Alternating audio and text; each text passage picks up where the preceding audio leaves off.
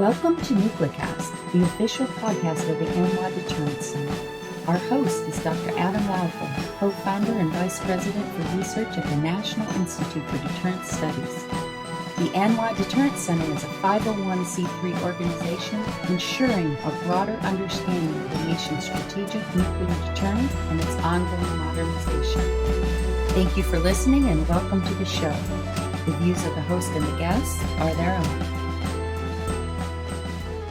Welcome back to another great episode of NucleCast. Of course, I am your host, as always, Adam Lowther, and today we have another great guest. As always, all of our guests are great guests, but today we have Colonel Retired George Farfour, who is the Associate Dean of the School of Strategic Force Studies at the Air Force Institute of Technology. And the reason I had asked George to come on is because we wanted to talk about some of the educational initiatives that the Air Force Global Strike Command, AFIT, Air University are undertaking to try and improve the nuclear knowledge of airmen and particularly strikers. And so AFIT, of course, for those that may not know, the Air Force Institute of Technology is in many respects similar to the Naval Postgraduate School, where, airmen, sailors, soldiers can come. And if you want to get a PhD in nuclear engineering or aerospace engineering or a number of other areas, you can do that there and do practical work in potentially in a classified setting. So they have a great set of programs, but George has the specific portfolio of nuclear, and he helps airmen become smarter on nuclear related topics. So with that said, George, welcome to NucleCast. On behalf of my boss, Colonel Chris Landwehr, who's the dean of the School of Strategic Force Studies, I want to say thank you for having me on and able to talk about this very important aspect. The chancellor of AFIT, Dr. Jones, is a big advocate of our section, and you explained what I think a lot of people traditionally know as the Naval Postgraduate School and AFIT, the Air Force Institute of Technology. What a lot of people don't know is the bigger throughput of AFIT is actually in its continuing education. It's not professional military education, which we're all very used to, PME, and it's not technical education, which comes when you get awarded your Air Force Specialty Code. It's once you're there, your continuing education. And the School of Strategic Force Studies under AFIT, along with several other AFIT schools, the Logistics School, for example, performs a lot of continuing education for our airmen and particularly strikers. You mentioned that. We'll talk about how that plays into it. But there was a need that was discovered after the 2007 incidents that involved the Air Force missteps in the nuclear area. And some of the reports that came after that noted that there wasn't enough nuclear education in the Air Force. Now, that report noted totally the Air Force. PME, there was almost no existing continuing education to speak of. Certainly nobody monitored it. So AETC, Air Education and Training Command, took that on, and then it's kind of solidified it even more in 2006 when some of the other reports started coming out. And as you know, there were multiple reports that came out, in 2013, and then some more came out in 2014. And then we had the test compromise issue with the missileers, and that produced the Welch-Harvey report, which the reason I mention all of that is because this was an evolving thing. First, there was nuclear. Then there was nuclear command, control, and communications, which came out of the Welch-Harvey. Now, as you know, sir, education's important, but nuclear education and continuing education in particular we kind of, as we evolved in the School of Strategic Force Studies, we also included in that, now we're not here to talk about this, but we also included that cyberspace. So we're responsible in the school for nuclear command, control, and communication, and cyberspace continuing education. And three of our four departments deal with nuclear or NC3.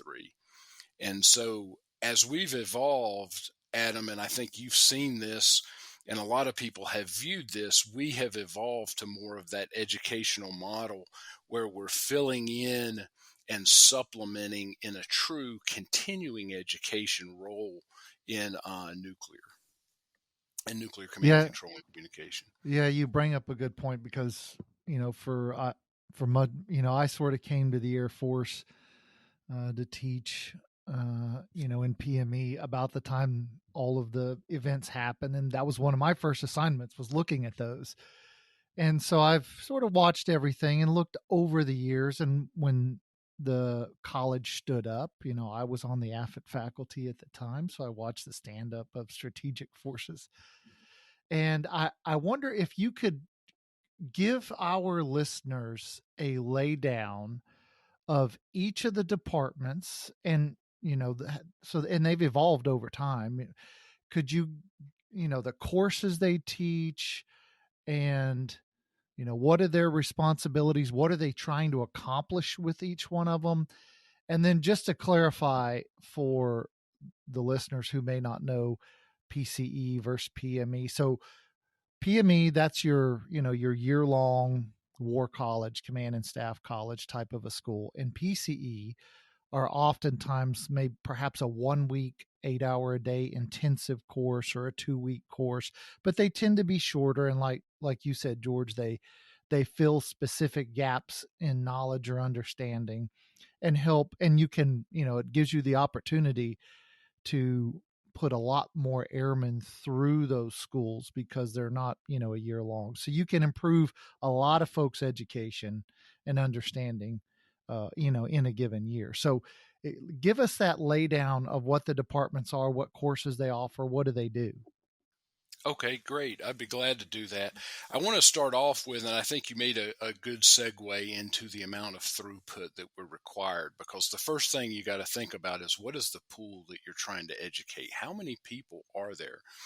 And in the definitions of the nuclear enterprise and the Headquarters Air Force guidance, they give us a list of, in particular, the nuclear AFSC. So the nuclear enterprise, some people hate that term, some people like it. It's actually defined in the Air Force. And so we know how many people are in that pool. About 37,000 folks are in the nuclear enterprise, roughly defined. And then we have a subset of that based on guidance that we have to continually educate or put in that continuing education pipeline, if you will. And that number is smaller. However, with any education, especially nuclear, every educated person pays dividends. And so as we go through this, we recognize AETC, Headquarters Air Force, as well as Air Force Global Strike Command as the lead MAGCOM. They are responsible in the Air Force for funding as well as oversight of the nuclear enterprise. And that includes the NC3. They're the lead MAGCOM for NC3 as well. So to start off, we have the Department of Nuclear Studies, which is located at Kirtland Air Force Base in New Mexico. And that is the oldest one. It is used to be called the Nuclear College. It's been realigned and renamed, really, the Department of Nuclear Studies. And they offer about 11 courses. And their courses are the most mature and have grown over time. In fact, we recently have started a SIPRNet online course so that students can utilize a classified environment to learn, which is always a limitation when you do online courses.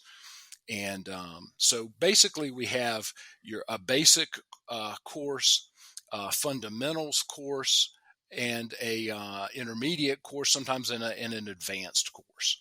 In the case of nuclear, also one of the ones that they have is nuclear, what we call 400. So we name them from 100 to 400, basically. So when I talk about that, that's kind of the level. The 400 is 06s, colonels, and generals, as well as chief master sergeants. That's all that can go to the 400. And then walking back from that, the more advanced, maybe folks that have been in the nuclear enterprise for 7 years, they may go to nuclear 300, which is a week-long course here at Kirtland. Every once in a while, we take it on the road, but some of these courses are difficult to take on the road simply because of the teaching elements that we have at Kirtland. At Kirtland Air Force Base, it's kind of the center of nuclear thought in the Air Force. We have the Defense Nuclear Weapons School. We have Sandia National Labs. We have the Air Force Nuclear Weapons Center.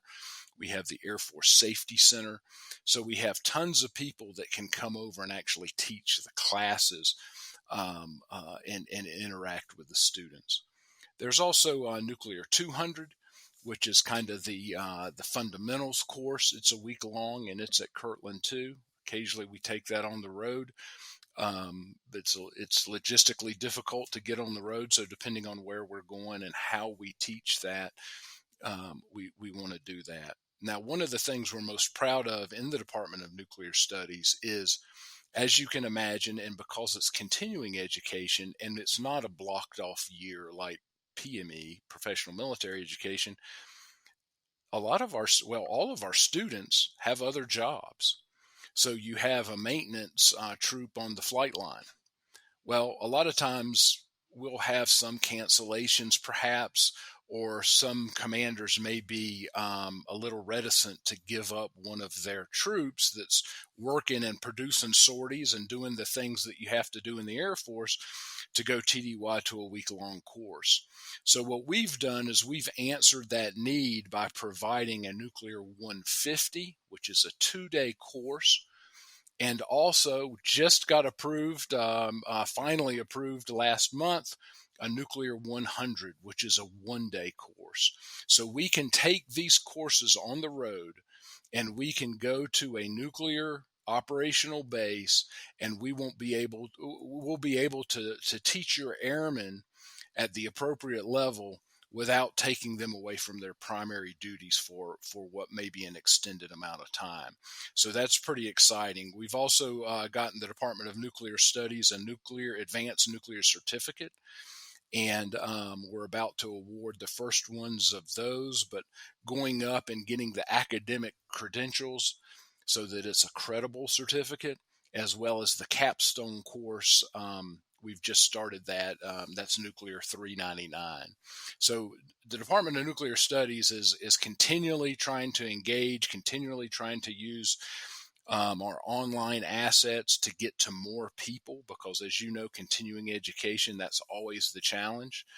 And so those folks are working real hard at advancing all of those courses, as well as to define and help with the scheduling of those courses so that we get the right people, just not the available people. The Department of Nuclear Command, Control, and Communications Studies. Now, but before you move on, George, let me ask you, as you think about the courses offered, out there at Kirtland, what's the impact that you hope that as airmen go through, Nuke 100, 200, 300, and then, maybe potentially 400 at some point in their career? What are you wanting them to get out of those courses as they spend that week in, there in the building, getting briefings, learning? What's the objective? What makes this worthwhile?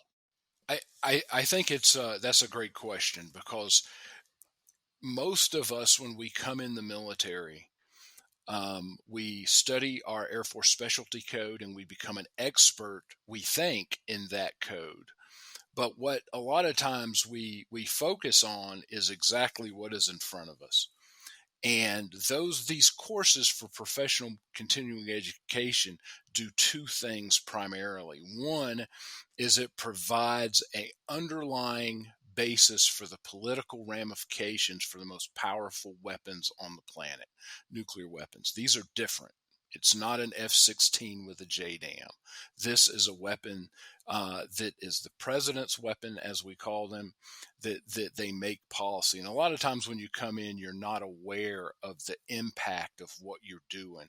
So we tie that strategy and that nationalism, that national impact rather, to them at certain levels as they go through their course. So we don't expose too much to someone who's very young and turning wrenches, but we want them to appreciate it.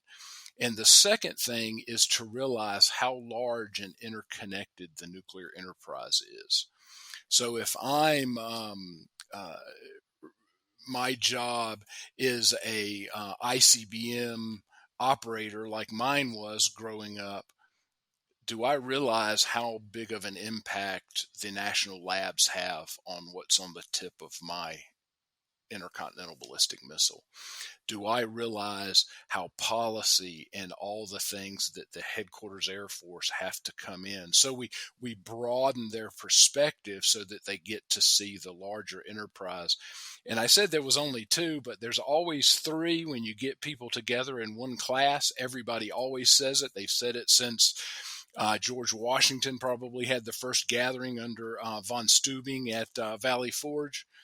It's not always what they teach you. It's the students that get to interact and kind of teach each other, and they get to actually interact with people that maybe, in the military we've learned to make fun of, or, those kind of guys, that kind of guys and gals that we kind of have the interactions, but we've never actually interacted with any of them. So that getting together. So that's what we hope to do, but also do that on the level that helps that airman at that time in their career. And that's the key to continuing education. For example, you wouldn't send a second lieutenant to Air War College. It would be inappropriate. So we have to take those and we introduce those concepts as we go. And then in the end is teach them to be not necessarily an advocate for nuclear war, but an advocate for deterrence overall. And to realize that deterrence, while many think is a national policy, deterrence is a human concept. I tell people all the time, we practice deterrence every day. I practice deterrence when I back out of my garage in the morning. And if we realize it and we help them to do that, then they help to appreciate what part of the mission that they're doing. This episode of Nuclecast is brought to you by the AMLA Deterrence Center, whose mission is to educate Americans about the nuclear enterprise and strategic deterrence.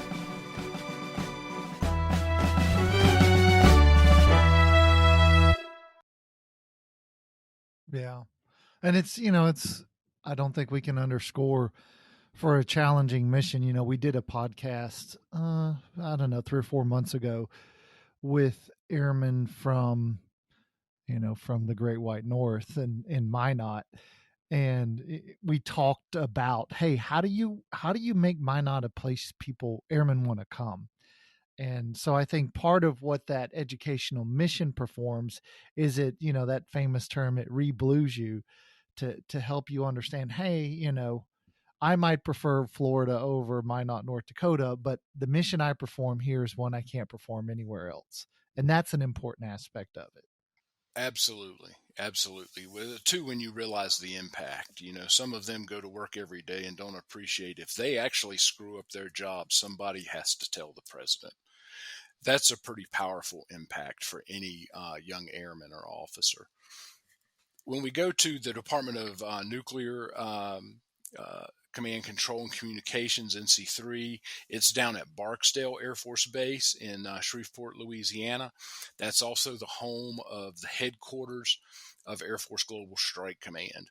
Part of the reason it's there is because in 2016, PAD 1601, Program Action Directive 1601, the Secretary of the Air Force directed that the Air Force Global Strike Command would be the lead MAGCOM for nuclear command control and communications. And so as that consolidation of the NC3 weapon system took place, it's only natural that the continuing education be there. And they operate in a much more nebulous world. There is no technically defined NC3 enterprise. There are command post controllers, and they are, of course, the bullseye of that. But once you move out from that bullseye, it becomes very, very nebulous. And I'll just give you an example. You may have a lieutenant colonel serving at Air Force Global Strike Command who is a bomber pilot, and all of a sudden he is in charge of programming money for the NC3 portfolio. And when you look at that, and he's going to say, I know what NC3 is on a B-52, but I don't know what NC3 is anywhere else. Then that person has automatically stepped closer to that bullseye. So then he becomes a priority for nuclear continuing or NC3 continuing education. And so it's not necessarily nuclear. It's NC3. It's a little bit different. It's in the same thing. A lot of the same concepts apply, but because that pool of folks we have to educate is a little bit more nebulous, we have to the courses that we offer have to provide for that focus. It's also a newer school, so there's less courses. And we have found that most people that are in NC3 know, like I said before, they know about what's in front of them. They don't know about all the rest. Sometimes they're not cleared to know all the rest when they first come in. And so what we do is we expand that umbrella in a very consistent way is with nuclear, is we take that umbrella and we open it up and we show them the things that connect all of NC3, especially since PAD 1601, where the Air Force, after probably 25 years, designated a lead MAGCOM and designated a lead center, the Air Force Nuclear Weapons Center, for the acquisition and sustainment of NC3, and then making it a weapon system, which it wasn't before. So they offer 3 courses, NC3 150, which is a 2-day course, NC3 200, and NC3 300. And those courses are given 150 mainly on the road, but sometimes 200 and 300 we'll send them to AFIT Air Force Base, where the NC3 Enterprise Center is located at US Stratcom.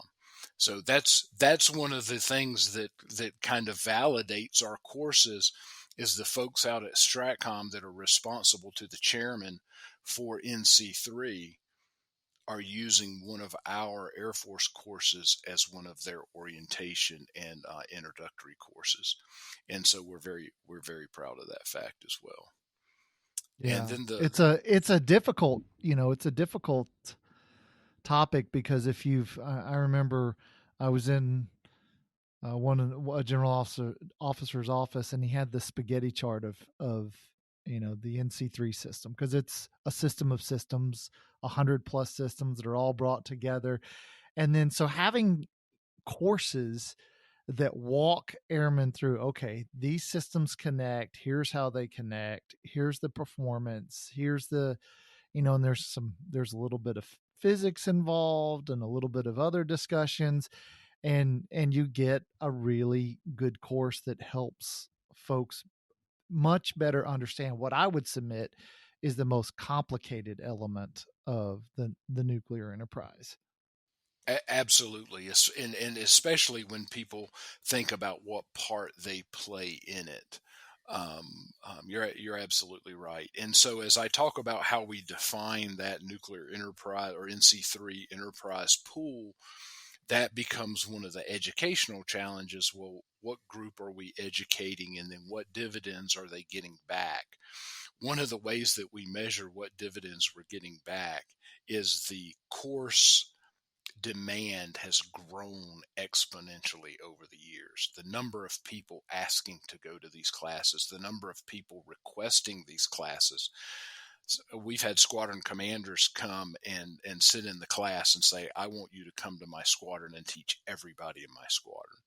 And so that all sounds good, but from a supply and demand, that becomes difficult, and we have to prioritize based on the Headquarters Air Force guidance and the Air Force Global Strike Command guidance. Yeah. And the last department that we have is one of our most, I guess it's non-standard and non-traditional. It's the Academic Partnerships for Nuclear Education. We call it APNE. It is very exciting when you talk about it, because most people turn their head like the RCA dog, because they go, really? You can do that? And so APNE is one of those programs that is, I say it's atypical for a couple reasons. One is because you can do it. It's designed so you apply for it and do it while you also have another job. You're not assigned to do it. You can do it. The other part is the Air Force pays for it.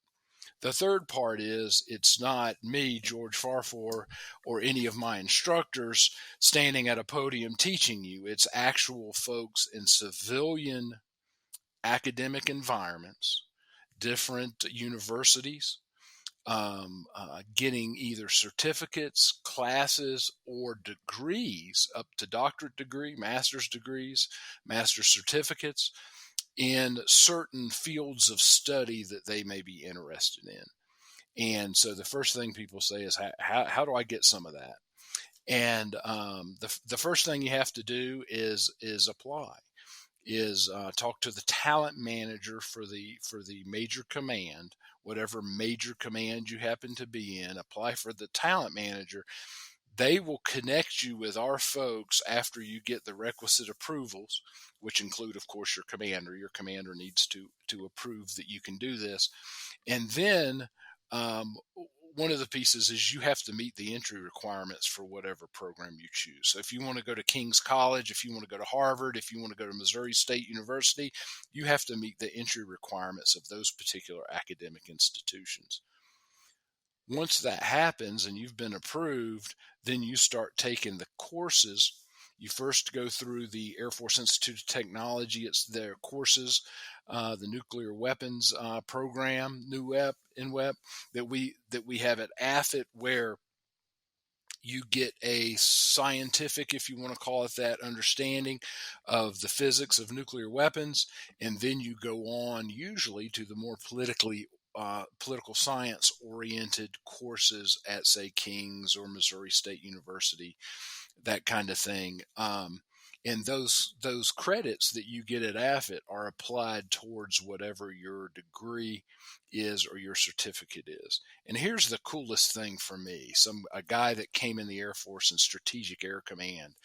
The coolest thing for me is, let's say you get in this course, you take 4 or 5 courses, and you say, okay, life happens, I can't do it anymore, I'm not going to be able to get my degree. The courses, the program is designed where we say, great, good luck, you're awesome. And we've already paid for it. And you don't have to pay it back. The only thing you have to pay back is if you're an officer, there is a active duty service commitment. However, the course is designed, this is where I think Global Strike Command and its leadership has really put their money where their mouth is.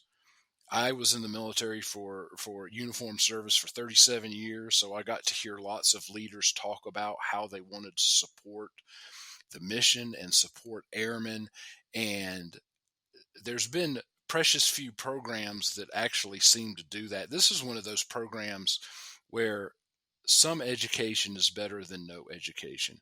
And so just saying that is cool, and it's a nice little thing, but the leaders have actually paid for this and said, if Airman Adam or Lieutenant Adam Lowther wants to go to this course and he doesn't finish it, He's got a 2-year active duty service commitment, but he doesn't have to pay anything back, and nobody's going to be beating him up to get his master's degree that he said he wanted, because we understand some education is better than no education. The other thing, Adam, that's really cool about this program is a lot of military programs we put on a web page. We talk about, we put on a PowerPoint brief, and we say, talk to these people, and then you're kind of in, you're lost. You have all these forms you have to fill out you've never seen before, and all that kind of thing. The cool thing about APNE is we actually assign one of the people that runs the program at headquarters AFIT in Ohio, Wright-Patterson Air Force Base, Ohio, and they walk the student or candidate through every single step, so that whenever you're confused, whenever you have an issue, whenever there's something you're not used to, you call up this person, and that person walks you through that system. So that's pretty cool too. And currently we hadn't really talked about throughput or what we're doing, but currently right now we have about 200 students in that program. Last year, we awarded 1 doctorate degree and several master's degrees. Obviously, as the production numbers for that is kind of small, but we've got about 200 students in various stages of the APNE program. And that's really Air Force Global Strike Command putting their money where their mouth is. That's the lead MAGCOM for nuclear education. Yeah. Now we're at that time in the show where I want to bring in Bob, the genie, and as I rub my magic lamp and Bob pops out. Now Bob grants all guests of Nuclecast 3 wishes, but those wishes have to be related to the topics we've been discussing. And so it's your lucky day, George. Bob's going to grant you 3 wishes. So you just can't wish for like wealth or world peace or anything like that. It's got to be our topic. So what would you wish for? What's your wish number 1?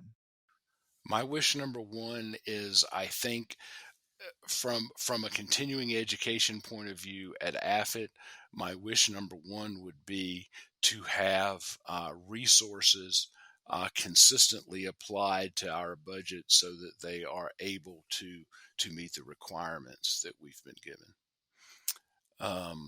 Wish number 2 would be for the Congress to stop passing continuing resolutions and pass a budget so that we could get to that first wish a little bit easier. But it's really hard to advocate for what you need when you're operating under a continuing resolutions and its limitations. And I think the third wish, from my point of view, would be that the students that go through nuclear and NC3 continuing education and APNE are appreciated for the things that they learn in the broader Air Force, and that there was a greater recognition of the efforts of the folks in the departments that work for the School of Strategic Force Studies. We get a lot of recognition and a lot of awards within Air Education and Training Command. That's our mission. That's what we do.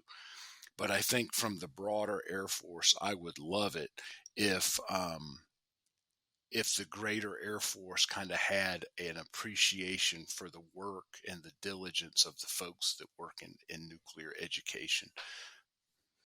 Yeah, that's a good one. Unfortunately, though, we are out of time. So I want to thank you, Colonel Farfour, for joining us on this episode of Nuclecast. Well, thank you very much. It was a privilege and an honor to be here and represent the School of Strategic Force Studies at AFIT. And thanks to you, the listeners, and we'll see you on the next episode. It's always good to talk to George prior to his retirement. I don't know, a year ago or less. He was the senior colonel in the Air Force. And so, as you can imagine, that means that he has been around a long time and, was in the Air Force for much of the, for all of the, the change where we stood down SAC, we stood up STRATCOM, he was a missileer. So he saw all, missiles go to Space Command, and then now having seen all of the things that sort of precipitated the creation of all this education, it's good to now see him, running that education and given his passion and experience, because it's education born from experience. And so it's good to see it's there. Hopefully you learned sort of how the Air Force is educating folks, and maybe it spurs you to think about what you need to do, whether you're Navy or whether you're DOE or wherever your company. So it's useful, and it makes a difference, that kind of continuing education. This has been a production of the ANWA Deterrence Center. Our executive producer is Kimberly Charrington, and this episode has been engineered and mixed by David Krumthal. Follow the show on LinkedIn, Facebook, and Twitter at Nuclearcast. Listen, follow, and review the show on Spotify, Apple Podcasts, Amazon Music, or wherever you listen to your favorite podcasts.